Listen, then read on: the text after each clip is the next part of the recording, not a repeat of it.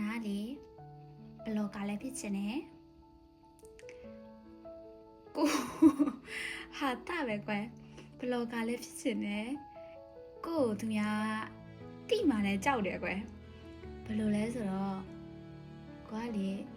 အကြောင်းအရာကိုအကြောင်းအရာတွေကိုတိတ်ပြီးတော့ချပြလေးမရှိဘူးဖွင့်ပြလေးမရှိဘူးထုတ်ပြောလေးမရှိဘူးအဲ့တော့ပုံနေတော်မှတင်လိုက်တယ်မလားတင်ပြီးသွားလို့ရှိရင်ဒါသူများတွေအရန်ဘယ်လိုပြောမလဲအရန်ချပြတယ်လို့ဖြစ်သွားတယ်ဆိုပြီးတော့ကိုယ့်ဘက်က9မိနစ်လောက်နေပြန်ပြီးတော့ထင်သွားပြန်ထင်သွားပြီးလို့ရှိရင်အမှ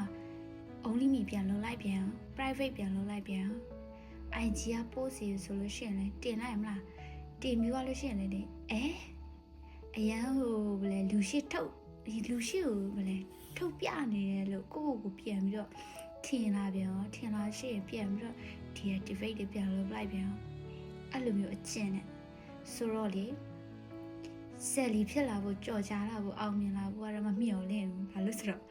ဘလော့ကလည်းလှုပ်ရှင်တယ်လူရှိကိုထွက်ရမှလည်းကြောက်တဲ့တကောင်ဆိုတော့လေအဲ့တော့ရုံမပြပဲနဲ့အတန်နဲ့ပဲနှိပ်စက်ဖို့စီစဉ်ထားတယ်